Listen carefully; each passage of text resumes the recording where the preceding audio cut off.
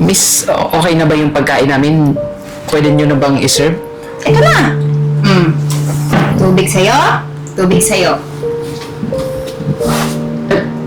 Ito na yung bestseller nyo, tubig. Oo!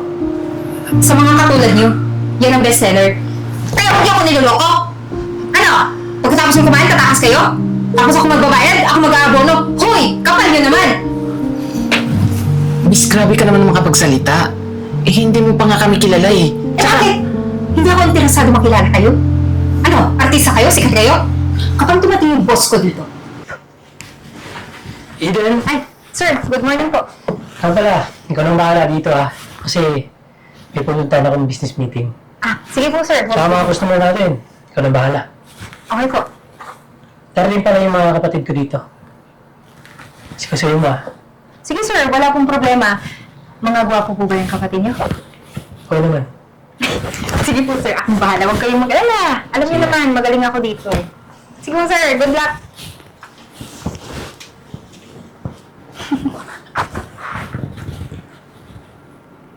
Oh, kuya, halika.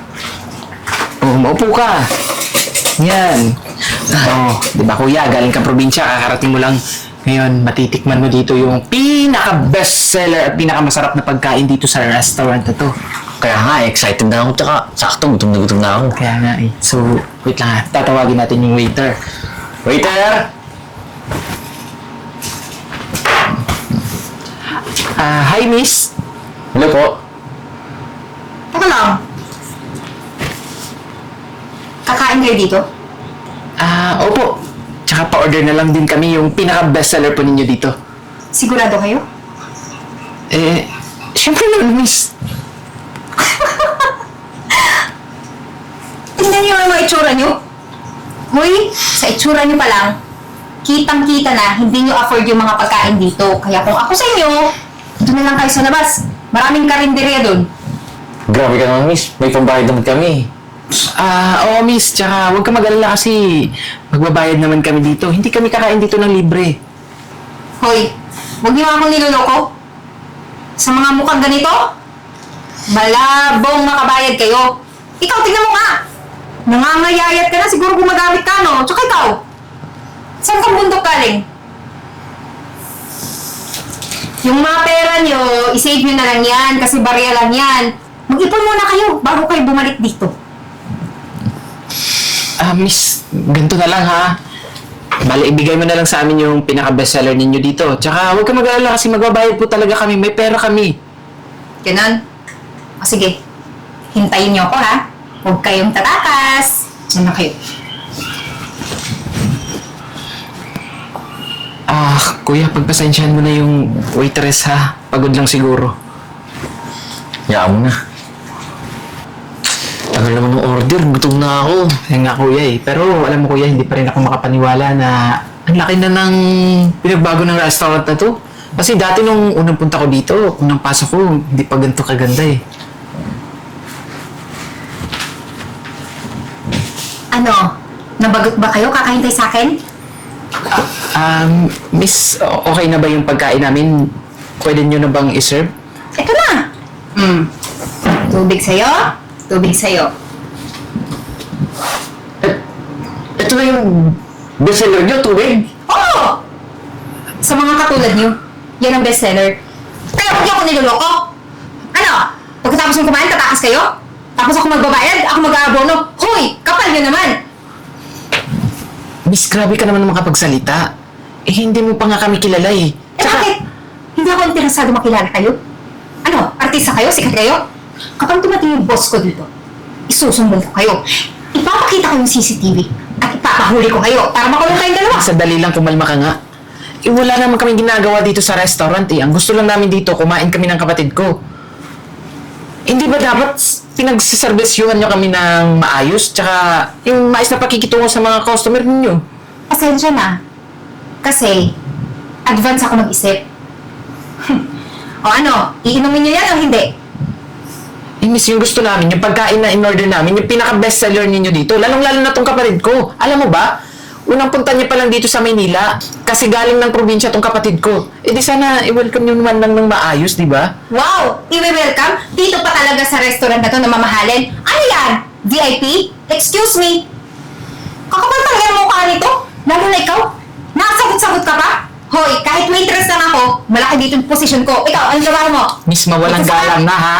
Pero hindi naman porket sumasagot ako sa'yo, eh wala na kaming karapatan. Kasi hindi na po tama yung ginagawa ninyo eh. Tsaka, nag-wish lang kayo sa mga suot namin, kaya ito lang bibigay mo sa amin. Eh bakit? Hindi ba pwede? Hoy, ikaw, huwag ka nang sumagbat. Masaktan pa kita eh. Ano? Miss, pwede ba? I-serve nyo na yung pagkain namin kasi nagugutom na kami. Hindi nga pwede. Sabi ko, yan lang tubig sa inyo. Kung hindi nyo ito inumin, gusto nyo i-boost ko to sa inyo? Ha? Para mahimasmasan kayo? Miss, pwedeng sabit lang kasi nintay lang namin yung kapatid namin. Wow! Pumasok na nga kayo dito na walang pagbayad, ginawa niyo pang waiting area. Hoy, doon kayo sa labas! Doon kayo sa waiting shed. Malaki doon ang pwesto. Dito, maraming customer darating. At uupuan to, may pambayad. Alis na! Yung sasabi mo, miss, pati pag-upo namin dito sa loob ng restaurant, pababayarin nyo kami? Bakit naman hindi? Eh, hindi mo na nga kami binigyan ng good customer service eh. Ano bang ginawa ko? Di ba pinag-servisyon ko kayo? Binigyan ko kayo ng tubig? Mabuti na may awa pa ako sa inyo eh. Tama na yan. Tara na, Jay. Umalis na lang tayo dito. Hoy, babayaran nyo to sa counter. Kada isang baso, 100. Tara na, hayaan mo na yan. Sandali lang, wait. Eto babayaran namin? Bakit hindi? Eh, kita mo naman, di ba? Hindi namin nainuman yung tubig na binigay mo. Hoy, sa restaurant na to, once na-serve na yung pagkain tsaka tubig, kahit hindi pa yung nabawasan, babayaran yan. Kaya dun, pumunta kayo bago kayo lumabas. Siguraduhin nyo, magbabayad kayo. Kung hindi, hahanapin ko kayo, kakakulong ko yung dalawa. Let's! Sige, miss. Aalis kami dito. Pero itong tandaan mo, pagsisisihan mo tong araw na to. Huwag mo akong tinatakot, hindi ka polis.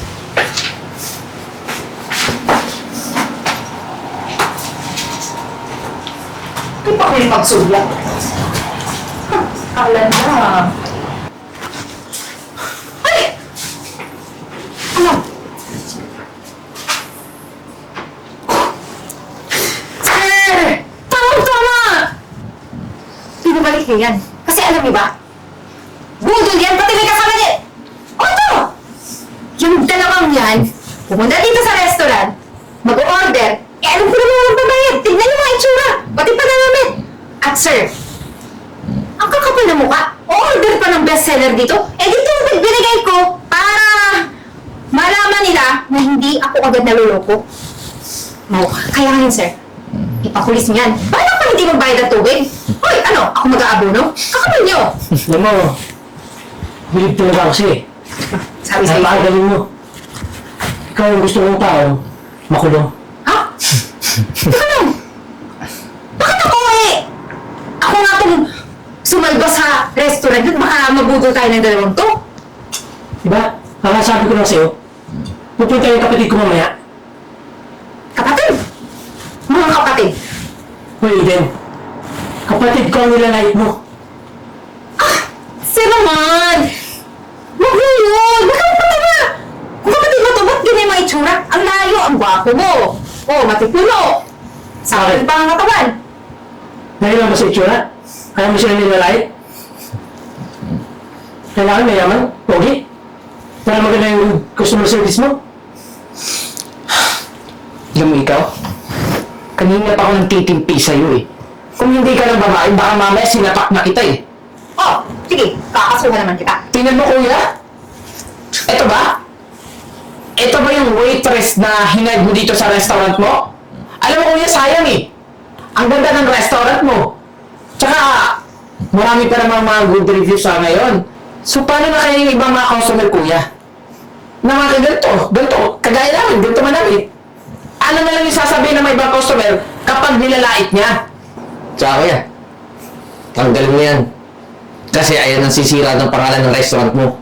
Teka lang, sir. Huwag ka naman makinig sa kanila. Eh, alam niyo naman, ako yung best waitress dito, di ba? Narinig mo naman, di ba? Tanggal ka na sa trabaho. Sir naman!